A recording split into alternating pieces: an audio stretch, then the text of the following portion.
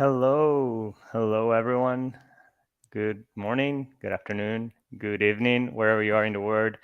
Like we always say, it's nice to have you here again. This is the last stream of the year for EA Live. So welcome to EA Live.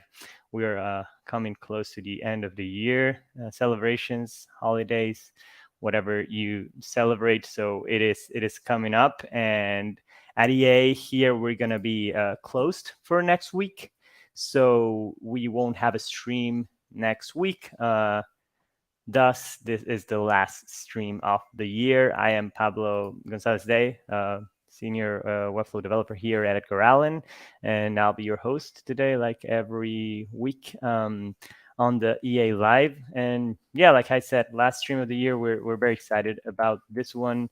As you know, we are gonna be talking about SEO and web accessibility. We have a great guest this week that's gonna kind of help us through walk through the accessibility landscape, why it is important, why businesses should care, and we're going to have a laid back conversation about this. So yeah, super exciting. And as always, if you're not following us yet on Twitter, we're at Edgar Allen Co, where you can find any news from Edgar Allen, but also just when we're doing the streams, we'll be posting there every week when we're doing this, and announcing who's the guest, the featured guest, and what topic we'll be talking about. So yeah, I mean it's an exciting stream today. It's the last stream of the year, so again, it is special too in talking about SEO and web accessibility. So thanks everyone for joining, and we have some people here already in the chat. We have Pasquale. We had you here last week also. So hi, thanks for joining. Car2, hey, what's up? And we got Felix too. Yeah, we have some people coming in. Thanks for joining us again. And without further ado, I'll introduce our, you know him already. Hey, Mason. Mason, you're muted. I'll mute you. There we are. Hi, Mason. All right. Founder here at Edgar Allen. And we'll introduce Mirela too, our featured Hello, guest. everyone. Hey, good to see you. So, hi, Mirela. Welcome to EA Live. It's nice to have you. I'm really happy to be here today. So thank you for inviting me. Thank you, Mason, and thank you, Pablo, for setting this up. Of course, anytime. And Mason, what you want to briefly introduce us to Mirela, how you met? Yeah, so I mean, I've followed your work for quite a while on Twitter, and I've just really been interested in kind of what you've been focusing on, which is kind of, it's this mix of talking about accessibility, but then also just like what's the value for businesses as it relates to accessibility, and then, this other intersection, which is like search engine optimization and accessibility. So that's kind of where we started, and then we were able to talk a couple weeks ago. Just really enjoyed the conversation. I was like, well, we need to have another conversation, and we need to have you be able to tell more people what you're working on. So just really excited to continue that. And yeah, so I'd love to hear more about a bit around, like, I know we talked last time, but just maybe we could start off and you could give everyone just a snapshot of your background and how you've gotten to where you are now. Yeah, sure. So again, I was very happy about our last conversation that led to this live today. And my name is Mirela Prifti. I'm UX designer, Webflow developer, and strong accessibility advocate. And I'm currently based in London. And it was like a natural, based on our last conversation, it was like a natural follow-up at this event today, which is going to be we will talk beyond the SEO. SEO is one of the aspects that we will touch, but we'll go to much broader explanations on how accessibility can help you with your businesses. And Yeah, it's I've got like a professional, personal reasons to actually be a strong advocate when it comes to web accessibility. But today we're trying to be very, we will go beyond the advocacy terms and terminology, and trying to be as much pragmatic and practical as possible. So we'll focus on business, and Yeah. let's talk business. Well, and I want to get to that part, but I before we do, you know, I'd love to hear just personally for you why this topic? Why do you believe in this? You know, what brought you to the point to want to have this as a focus? Okay, so I will start with a slide that I actually have. It was like planned to be the last one.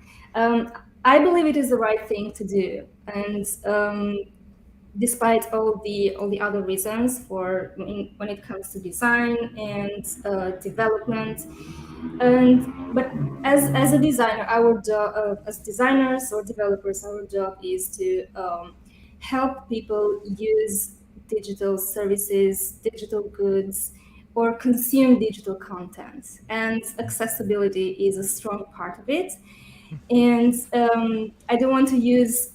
Usually try to avoid words such as you're excluding someone when you're not building with accessibility in mind, because I tend not to use very negative terms when I try to convince people. So I believe it's the right thing to do, and it's something that would at least help me become a better designer and developer. So it's also, let's say, a selfish reason, if you want to put it in these put it in these terms. And not everybody is sensitive to certain issues. So yeah, it will help you improve and enhance your skills, definitely. So it's not just something that you're doing for others. So you might not always want to do stuff for others, and do it for yourself. So it will definitely make you a better professional. So what would be As an an example? at an individual level. Yeah, Um, what's an example for you where you've experienced a benefit of, you know, because we'll get into, you know, how as designers we can advocate, you know, to our clients, and sort of the value to our clients. But for you as a designer, what advantage has it given you? well, it has given me different type of projects. So I was coming from, especially from a period where I was doing mostly webflow projects, and that opened me a broad range of possibilities and contacts. So now I also do accessibility reviews, for example. So where I detect issues, but I also provide recommendations. And one thing that has proven really beneficial is that when you provide recommendation, most people that do accessibility or usability reviews in general are mostly technical. They have a technical perspective. So even when they provide recommendations, and they focus on the technical side. But in my case, having also a design background, when I provide recommendations, I also consider lots of design aspects that as a technical person you might miss or do not have uh, that sort of preparation. So it just comes for me personally as like full circle of what I enjoy doing. Actually. That's awesome. Yeah, I know. You know, design fundamentally is about problem solving, and this is definitely a big problem. So I know you've got a few ideas that you've queued up as slides, and you know maybe this is an opportunity where we can dig into those, Yes. and then open back up for the conversation. So I think for today, again, it's not like. You know, for anyone that's listening, we're not going to just like unpack about a half hour's worth of slides. I think this is just to be able to have some kind of like trailheads within the conversation, and then we'll go from there. Also, if Yeah. there's anyone in the chat that you know has questions or things to be able to throw out there, go ahead and ask them, and Pablo will go through and we'll find some to talk about here. Sure, let's keep this conversational, and I also invite all the people in the chat, and yeah, just ask any question anytime, and we'll discuss about it. So let's try to keep this as less boring as possible. So, and okay, so I guess we can pause. So the topic is, why should we care about web accessibility in practical terms? First of all, something that I would like to clarify before moving on is that accessibility is not something, a standalone aspect of a website or a digital product.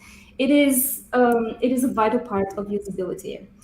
And even when it came to usability a few years ago, designers needed when it was widely accepted the importance of human-centered design.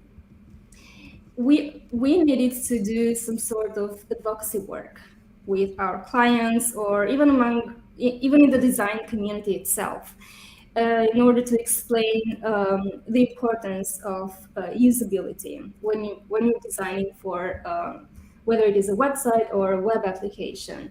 Now we're happy to say that we're past this phase when we have to explain the importance of usability, and I think that I see the like. I'm making this analogy because I see like the same pattern even with accessibility. I think that's like a couple of years ago, 2 or 3 years ago, a few people knew about accessibility. Now it's like most people have heard about it, but they don't really know much on how to implement it in their work. And yeah, probably 5 to 6 years, it's going to be like a standard in our process. So it is an important part of usability, and it's not just about disabled people. So it is a very important, if you are actually developing a product or working on a website that the target user is people with specific disabilities, then you have to follow certain rules. But what I advocate is that it's not only for people with disabilities, but it's actually for everyone. And let's see like a concrete example. The closed captions or subtitles also. For example, now I know there's a research that Gen Z do not actually watch movies without subtitles, even if it's in their own language. I mean, I think I've learned like Italian thanks to subtitles, but it's not just for. The idea is that it's not just for disabled people. People that have hearing issues, it's a vital need. But actually, it is becoming a requirement and a need even for English native speakers when they watch movies, because it's even harder to concentrate. So I don't want to focus much on the importance of closed captioning because it's something that we all know. But it started as an accessibility requirement, and it's now something widely accepted. And no one thinks that this as an accessibility for requirement for disabled people, but for everyone. So this is just one example, but there are actually many more that we are not aware of, but that we might already probably include it in our process. Now, moving on, I don't know if there are any questions or point of views about that, or if we can move on the next slide. I really, for me, I resonate with that because I do everything with subtitles, of course. I don't know if I'm Gen Z or not. I think I'm a millennial, but I'll take that. And for me, like I really try to think about accessibility a lot, and again, not to derail like the thread of the conversation, but this is like a clear example of like, it's not about disabled people, it's about enabling everyone to just consume content in whichever way they can and they want to, right? Because I might be able to just listen to English and understand it, but I also might want to be able to get distracted and look at another thing and then check the subtitles quickly and just understand what's going on, or look at Instagram while I watch the show. So I'll listen to Instagram but read the series. It's like, it's not about accessibility, it's really about, for me, it's about enabling everyone's, and this is just such a clear example. So you're a multitasking person. Yeah. But actually, these closed captionings help in many different ways, because they also, you can do different things and then read it, so you don't have to actually concentrate. But if you want to concentrate, it helps you understand better the content. So and as a non-native English speaker, for me, all my life I've consumed content that is not in my native language, and I can't listen to a dubbed version of anything. Like if I'm watching a Korean show, I want to hear Korean and then read in English or Spanish, right? Because it feels just more natural, and that's so. Yeah, but not to derail stuff on subtitles, but that's just for me, it's just such a clear example of what accessibility can. Yeah, but think like if you were to create as a digital agency, if you were to go marketing agency, if you have to produce marketing assets, marketing videos, promotions, it's a must. It's not a choice, just a matter of choice, but it also helps you better understand the content. Even if you're a native speaker, it doesn't matter. But when you hear and read it at the same time, it the higher are the chances that you will remember it. So I guess we all agree with this. Yes. Okay, we can move on. The SEO parts, I guess, many people are interested about SEO.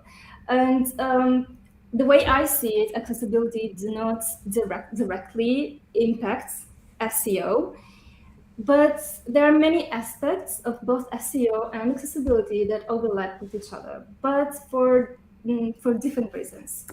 Let's start, for example, from the language. We all know, like when you first start researching about how to do content SEO, one of the first recommendations or suggestions is to use words or type of language to, let's say, predict or anticipate how people would search for specific topics or products if you're an e-commerce website.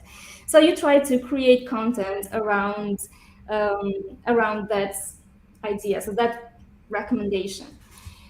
And the same applies to, let's say, to accessibility. So you have to create content that is not only that you start from creating it thinking, facilitating search engines to understand and detect your content, but at the same time, you want that when people land on your page to understand the same way content and to stay on it, not just once that it worked for search engines. Now it has to work even when people are already in your page.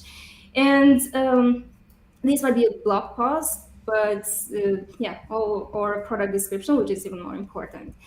And we can mention here, for example, headings, the heading structure, heading tags in HTML language.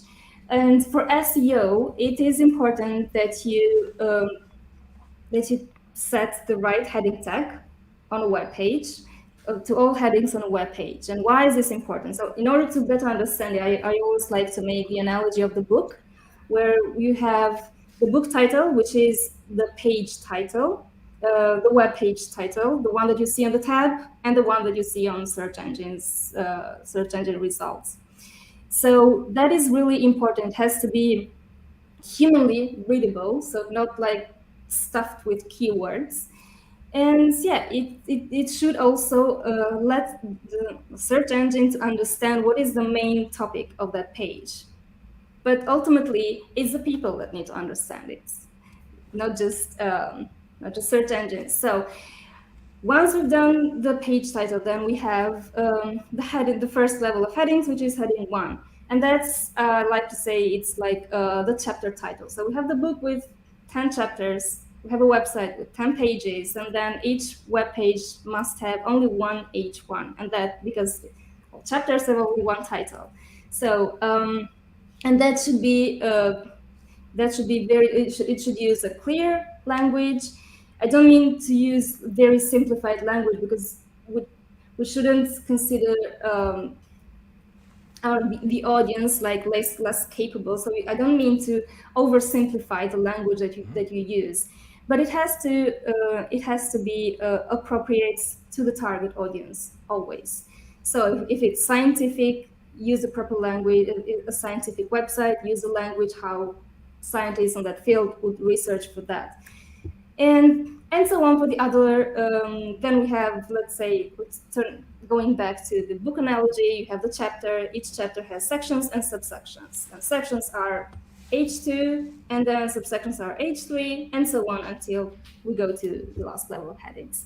So this helps search engines to understand the relevance to understand the type of content and which is the most relevant section of the page, which is the most relevant content of the page. And it's the same time when we scan a web page, we just go through maybe images and the main headings to understand what the page is about. And we see something interesting that resonates with us, then we stop and read it. At the same time, for users that use screen readers to use digital devices, so people with visual impairments, they might choose to navigate a page just by going through the headings, and then if they find something if they hear something interesting, they would stop and read that specific section. So it's different purposes, but ultimately it's the same goal. Maybe I used the analogy. Yeah. Very long explanation. Yeah, I think what you're getting at is just the idea of trying to make sure that whatever content that we're putting together as web authors, that it can be consumed in the widest variety of ways by the widest variety of audiences.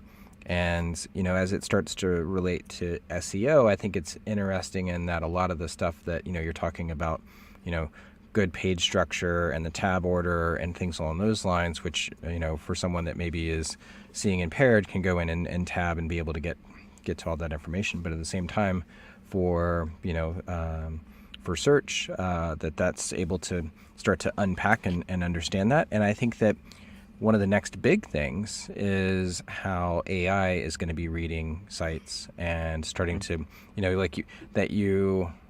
know I'm definitely on the ChatGPT train, and I will say that I don't typically just hop on bandwagons, but this is a pretty big bandwagon. I'll say I was not on the crypto bandwagon. I'm not on the NFT bandwagon, but this is one where it's a major shift in how we're thinking about the web, and it even has the possibility of making what we think about as a website today, it's potentially irrelevant. So if you think about, everyone's talking about, well, this could displace Google, and Google has sort of set what it means to be for SEO. The next thing is like, hey, instead of going to Google to search for, recipes for holiday cookies, I can just go in and say, I want holiday cookies that have a lot of ginger in them and X, Y, or Z, and be able to give it some parameters and be able to get, a recipe out of that. Now, I have seen some people that have gone and created recipes, and they're like, the recipe sites are going to be just fine for now. But what's I think it's not inconceivable that and this will start. I think that what will happen is like, well, where does this really well formed content start to go, and how do we then what is AI versus what is just like scraping and repurposing. But the net of that, I think, is just really that, trying to have data that's very well formed so that data can be consumed in a variety of capacities. So if you're learning through a second language, and I hadn't even actually thought about, Pablo, of starting to watch TV in Spanish, even Spanish dub, and then have the English or the Spanish subtitles, or things along those lines. Or the English subtitles. It's how a lot of people learned English. Amazing. Yeah. I wish Duolingo would give me points for that. Like, like I really need some XP points for watching subtitles. I think again, it's this. I believe we're experiencing a crescendo of a lot of things that are coming together all at once, and the question is like how we're going to react. I do have a question as it relates to that. What is your opinion on using AI to write metadata and to write search content? I think I mentioned a little bit this, that it still has to be humanly readable. I Yeah. am a big fan of AI and Chat GPT, and if you notice, the result that they provide about Chat GPT, it is very well structured. So it is separated in paragraphs and lists, ordered or unordered. It's not like, and this is also an accessibility aspect. So if you have a recipe and you write like the list of ingredients as a paragraph instead of as a list, obviously it's easier for me to understand the list rather than a paragraph. And they never make these mistakes where there are some recipe websites that do not have like a very good structure when they provide the recipes or list of ingredients and so on, or just like a how to process. While ChatGPT always provides like very structured content, from a layout perspective. Then it might just provide the wrong recipe for the wrong request. But I think it's still too early. I think it's very nice to experiment, and it's quite helpful for non-native speakers. I'm talking about English language, to Yeah. provide maybe like a base for an email, or as you mentioned, probably for like SEO tags, which is page description or page title. I would mostly focus on the page title, which is the one that we see on the tab, which is Yeah. something that we all notice that. And because page description, it doesn't always, don't always get displayed, and Google may choose to display some parts of the page, other parts of the page, if they consider it's more relevant. So I think it's nice to experiment, but always review, and you should make the final decision.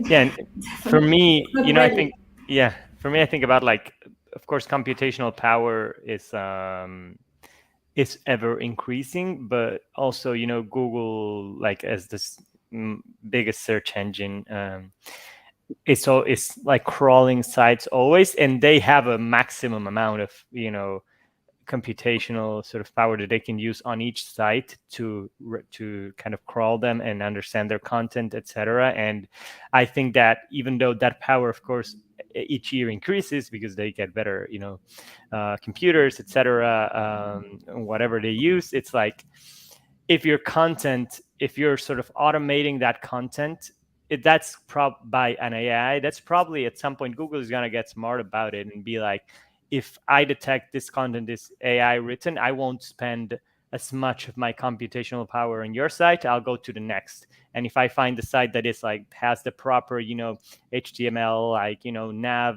tags, main tags, section tags, article tags, footer tags, and then they have the proper heading structure, and they have lists for lists, list elements for lists and paragraph elements for paragraphs, then I'm going to spend my limited, computational power on those sites. And then that not only impacts your accessibility, like you say, Mirela, but also impacts your SEO, because Google is going to take more time or expend more power, expend more of their, computational, Yeah. budget on All you. you said, sorry. Yeah. No, yeah, Every, they're going to ev- do that, and everything your SEO is you going to be better. Go ahead. No, what I want to say is that everything you said is definitely true. Yeah. But I'd recommend this link, which is searchenginejournal.com, which is usually there is someone from Google, an SEO expert that works for Google, that provides his expertise on various SEO topics. And he mentioned there, I think they've talked also about this one. He always says it's nice to have a proper structure, but still Google can always go a different way. They cannot predict that.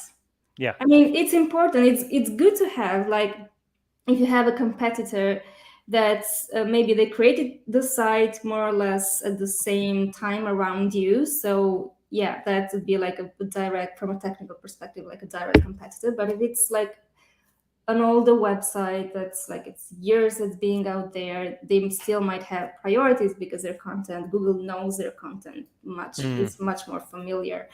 But the earlier you start with doing things right, obviously the better it is. But I really recommend searchenginejournal.com.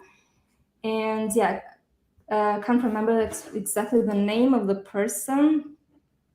It's John Mueller. Yeah, John Mueller. I recommend searching for his insights on SEO, and he's always, yeah, it's fine, but it's always, this is his perspective. But yeah, if the better, the earlier we start doing things correctly, and the better it is, the more advantage we'll have with the new competitors, let's say so. Yeah. And another aspect that I wanted to mention here about the navigation, for example, for SEO, it's important to have, like, if you have the most important page of a site, let's say the pricing, it's important to provide, to maybe create articles or find a logical way, not randomly, to link to the page that contains the most important content of the whole website. And this is also valid for accessibility. So which if you have a page that, or for pages that are considered as important, it's important to provide more than one way to get there. So add the pricing link to the navigation bar, but also at the bottom of the footer, or if it's like service description, or I don't know, any other relevant page, just find a way to, or even if it's like a main call to action, or the contact page, if that's the main call to action. Yeah, this helps with SEO, because like you show Google search engines that that has a bigger weight as a page, but also helps with accessibility, because you don't have to think where should I find this page. So yeah, Sure. they overlap. I know something we're looking at now is it was a topic, and Kendra had even tweeted about it, I believe it was yesterday or today, something around the lines of like full site search, which is just like that, it's, yes, having well-formed content is really important, but like what's the value of the full site and how the full site is kind of performing as an overarching score, as opposed to individual articles that just have lots of metadata stacking, or things along those lines. So again, back to I think your original point, which is around like focusing on human readable, and then from there looking at like what are the ways to be able to structure that for the widest variety of humans, and then how other technologies will start to tap into those patterns. We are talking in general terms here, but then when we deal with specific businesses, then, and the industry that they work on, you might find out like different issues that might apply to some industries, and not to, that might be more relevant for some businesses and less relevant for others. Or if you build website for some charity organizations, or you might have like a different focus. It's not like there are things that are less important than others, but you need to have priorities, especially given the time and budget. So it always depends. But yeah, we will, if you have like specific example, then we can talk about it. But in general terms, yeah, this is what we should follow. So awesome. If you're ready, if you agree, we can move on. Yeah. So now, as I said, I wanted to talk more about in practical terms. So the return on accessibility. What do we have to say about that? And I found a while ago, this website, which is broad-group.com. ROD stands for Return on Disabilities. This is a consulting company in Canada, and they also do advocacy work when it comes to accessibility. And they did a research, and these are their numbers published on their research. And there might probably be, obviously these are approximative numbers, but just to give an idea of what actually we are talking about when we talk about the disability market. So when you provide digital products and websites, and I mentioned digital products here because I'm sure that, in our communities and audience, there are many people in the no-code community that are actually building the digital products with no-code tools. And this is also important for them. So when you create accessible products, you open to a larger market. And it is estimated that there are around 1.85 billion people with disabilities, and these are the officially recognized with a disability. And this would, it is estimated that this group of people includes an 1.9 trillion annual income. And yeah, and if we also include their communities or friends and family, which is estimated as 3.5 billion, we go to a 13 trillion annual income. And this does not include the aging population. So this was to, if this might sound a bit cynical, but as I made like It's business. the intro statement, we might deal with different people and different businesses, and sometimes we deal with business people that just want to hear numbers, and this might be a starting point to use as in your research or in your pitch, or if you want to get funding, or even within your company. And there are many ways on how to invest on accessibility on a product level, individual level, or team level, which might also be trying to convince even your company to allocate funds on accessibility training, because all companies have funds for different type of trainings. So this might be like an argument for to convince companies for even to include accessibility in their annual budget too. So these are important numbers. And when you are, I'm still using the word excluding, this is what you're also excluding. So if you want to be in the digital business and create products and create specific types of websites or e-commerce, if you want to sell products or services online, you need to provide everyone with the possibility to provide, let's say, to conclude all kinds of functionalities on your website. So given time and budget and resources, always, but the more effort you put at the company level in these fields, the more results you will see in the future. And especially if you have an e-commerce, obviously, and if you provide websites with long form content. And there are many examples that we can imagine. But so this is, I don't know if you have any comments on this. So I don't want to be like very, as I said, cynical, but this was the initial statement. Let's stay be very pragmatic. No, I think this is great. And again, just trying to get into some of the nuts and bolts around, like, yes, there's a lot of empathetical reasons to focus on accessibility, but then trying to get into just like, all right, well, how is this going to help a product team get their product out into market? How's it going to help them kind of be able to make sure that they can keep the lights on, things along those lines. So I think this is really good. I want to just kind of do a quick check, because I'd like to be able to open up for some questions and just general kind of back and forth here. Okay. As we're kind of going through, what do you see in terms of, kind of additional slides or additional ideas you wanted to be able to get out? Yeah, so I wanted to go on, so past these numbers.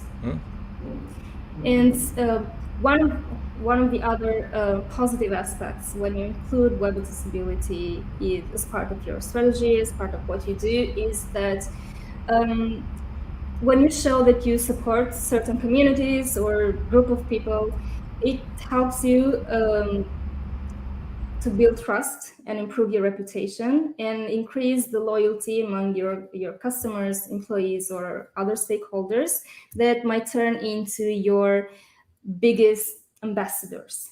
And I think the best example here is Apple. So this is a video, I don't know if you, yeah, so this is a video that Apple published on YouTube a few weeks ago. The video is called The Greatest. And I recommend watching, go to YouTube and watching this video, because it's, apart from, the moving parts, but personally, and there are many people like me that are not maybe big Apple fans, or I wouldn't actually recommend iPhone or other Apple products.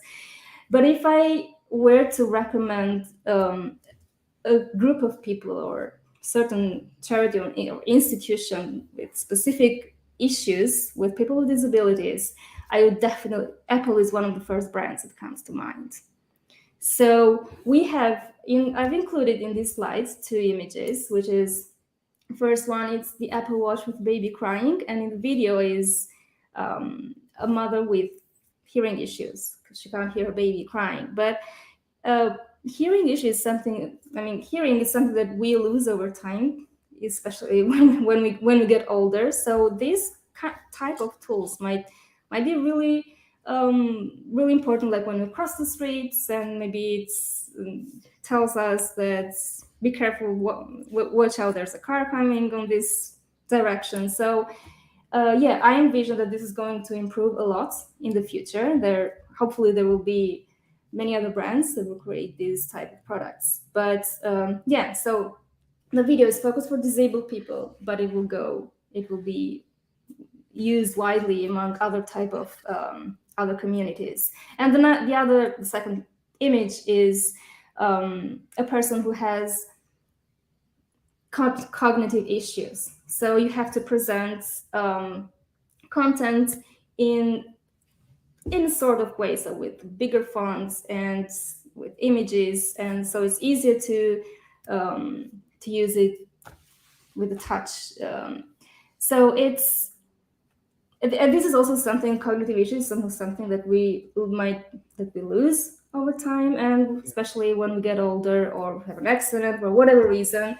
And it's good to have these types of tools and technology that might help us in that in those circumstances. So Mirela, there's also this version of this video, but with audio descriptions.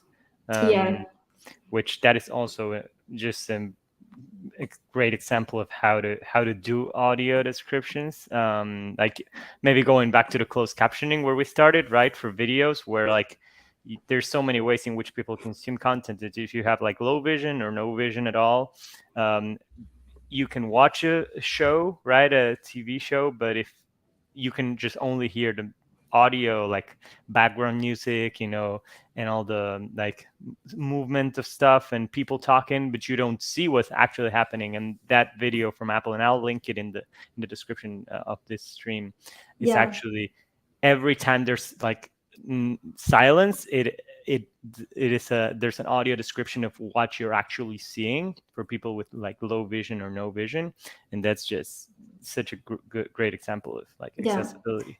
So I mentioned this example when you invest in web accessibility, how much it impacts your brand.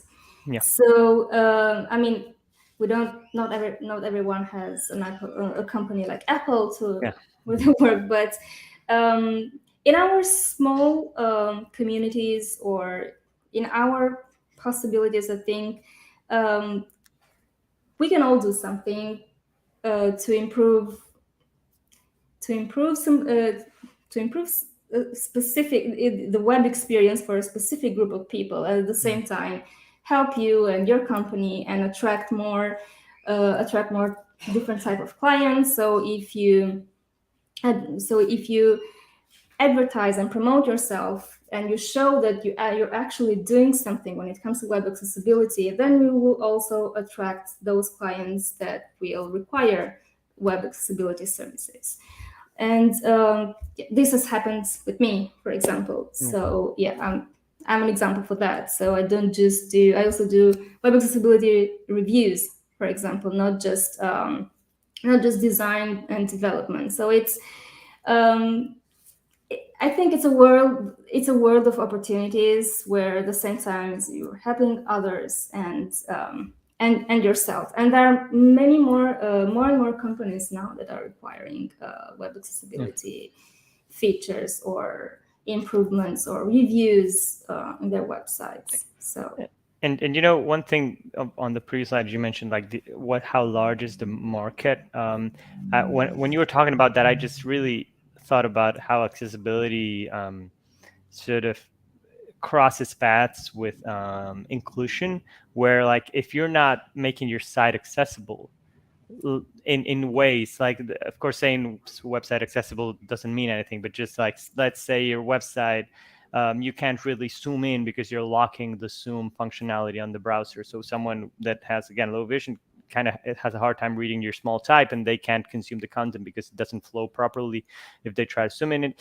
That person is going to be the person that's going to have the hardest time giving you feedback about it. So you don't even see that they can't access your content, right? So whenever you're not being accessible, you're kind of preventing, sort of ghosting the people that can't access your content, and then you don't even know about it, and you just know about the able people that are accessing your website. So it's sort of, it's not only accessibility but also inclusion, and you're sometimes not going to have the opinion of someone that can't access your content because they can't. So how are they going to give you feedback about it? And that's why you might hire professionals that do this, that might just provide a review and recommendations of your tools. But there are institutions that they cannot afford not to be inclusive, such as institutions in the public sector. So especially if you provide an online service, a public online service, and for example, in the UK, there are many services that are exclusively online. There are no offices, and especially here in London. So they have like the highest standards of accessibility and the government online services here. So and yeah, Omkar in the chat is saying, I think most governments have lost regarding web accessibility. I don't know if you want to chat about that. It's still well, when it comes to public sector, yeah, they have to follow, because if you provide the option online or physical office, then yeah, but then you might be like in this transition phase where you are providing a few options for people to use their services. But if you are exclusively online, and as a public sector, but even the banking sector, if you are exclusively online, then and you have clients with certain needs, you have to provide them the options, the possibility to use your services. And there are ways to do that. I have worked in a bank in my past life, and I remember that I would talk to some clients on the phone, and they had the screen reader that they would give them the security codes that would read it aloud. So there are many technologies. So if you're providing if you want to invest in the digital applications, you need to do a lot of research depending on the industry that you're focused on. But yeah, there are these type of industries or institutions that they cannot afford not to be inclusive. So if you work with these type of clients, you need to count on the budget for this for these requirements and necessities, definitely.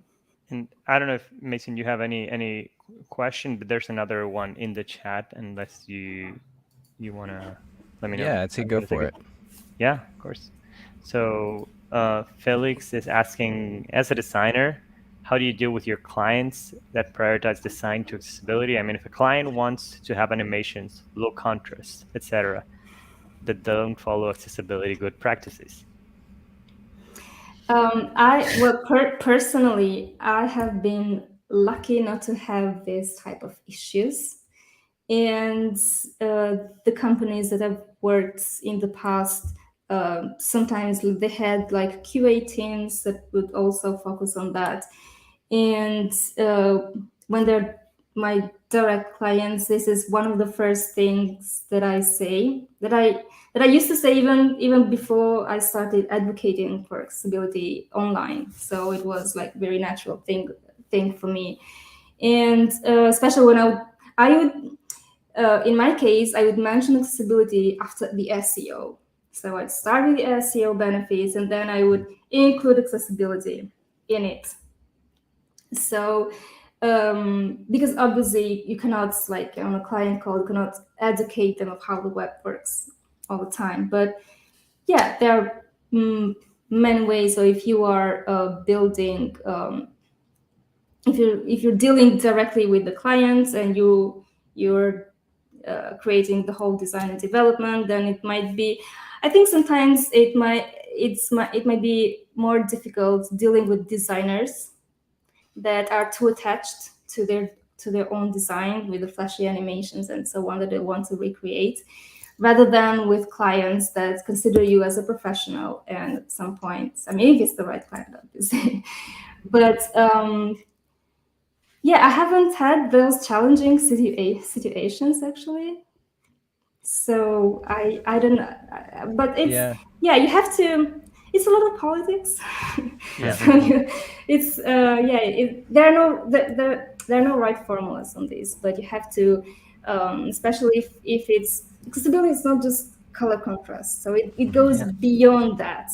I like to use readability contrast instead of color contrast, because color is just one of the aspects. It's the most visible aspect, so that's why people focus on that. But you might use the right color contrast, but then you use the right type of font or the wrong font size, and there are so many aspects that might impact the accessibility of a design. So I don't know if I didn't answer the question. Yeah, no, I think you did. And I think if I was to answer from a different perspective, I would say that, our job within the services business is to try to guide our clients. There are times in which the client is not interested in that particular, feature or within that particular kind of aspect of design. And I know for us, like we've designed and built sites and not included accessibility.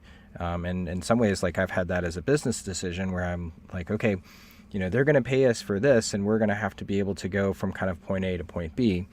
If we, within those projects, we always try to, if there's additional time, and we follow kind of what I'd say is like, general basics, but there's so much, for example, around like, we'll be engaged in a project. Sometimes design is handed to us, and we're just going to build that, or we're engaged in a project and we're not in charge of the content, or we have limited involvement within the content, especially if we're doing our content migration.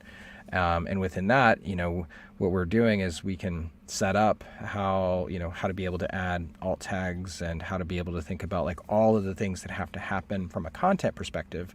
And I loved your presentation in the at the Webflow Conf, and there was one slide in there that kind of showed all the levels and all the sort of roles that need to be able to touch and impact accessibility. And I think if there's one thing that maybe people can go and look at maybe after this is that one slide, and I feel like you've tweeted it out recently as well, because I referenced it. I actually pulled it in to our Slack channel. I should have included it. I didn't think of it. Oh no, I think it's great. I think, again, like you've covered off on so much, and as we're kind of wrapping up here, I think that the big thing is just that it's bigger than just thinking about as you were saying, color contrast.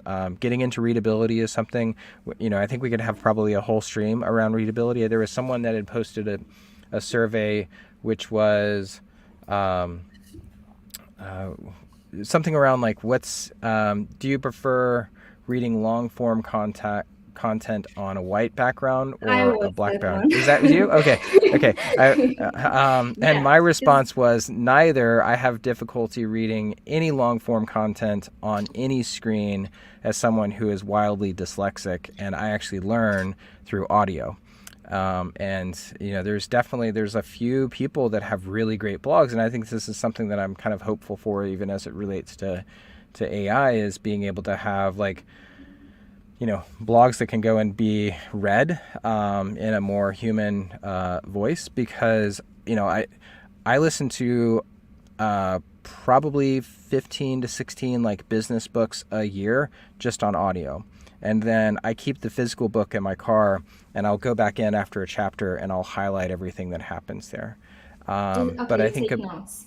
yeah, and I think it just, as we start to have this conversation, it's not just about, I think, so when I was growing up, it was called like learning disabled, which is kind of funny, instead of like maybe cognitive difference, how we would refer to it today. So, for me, reading and even writing, it's a difficult task, and yet so much of the web is based upon reading, and so much of creating content is based on writing content.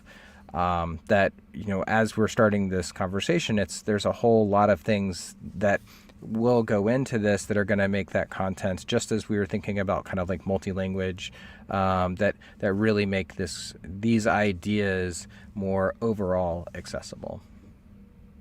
Definitely. Yeah. And we are coming close to the end of this. Well, we are Actually, at time. I'm done. So yeah, the next slide, I think. Oh yeah, just wanted to mention. So the last example, when it goes beyond loyalty. So even though everyone like wants to jump into Mastodon, but it's not accessible at all. So many people who have some visual impairments or other disabilities just cannot use Mastodon. So let's say they are stuck with Twitter, even though they don't agree with their politics and so on. So yeah, there are lots of other positives that you might get from that. And yeah, the concept of open to a larger market at a company level, but also at an individual level as a professional. So you might attract more clients, employers, and also possibilities, just like our event today. And this was the first thing that I mentioned, and also it's going to be the last one. It's, in my view, it's the right thing to do at the end of the day. That's awesome. And when we talked last, you mentioned that you're working on a course. So how's that coming along, and where can people kind of keep up with you on that journey? Yeah, I do. Thanks for mentioning that, Mason. So I'm working on a course on web accessibility. It's going to be more on design and a little bit of technical, and especially just to include that sort of design. I think more and more designers now are also trying to learn on how web page is actually built. So if you're using Webflow, obviously Yep. lots of other stuff when it comes to HTML and CSS. But I think a good designer works on getting familiar to how actually what the technology that we use to build websites and web pages. So this is going to be the focus of the course that I'm working on. And if you want to catch up with, or if you want to know about when I'll be ready to launch, you might follow me on social media. I go by my name, Mirela Prifti, on Twitter and LinkedIn. Or if you have any questions or any sort of inquiries, you can send me an email at mirela@matechs.com.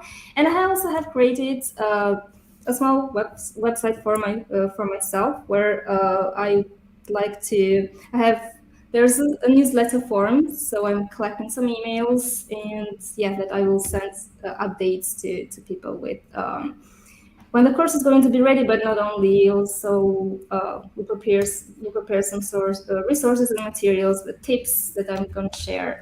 So the tips that I have shared on social media. So I'm collecting them, and I'll try to share them in a more structured way. So this goes beyond the course.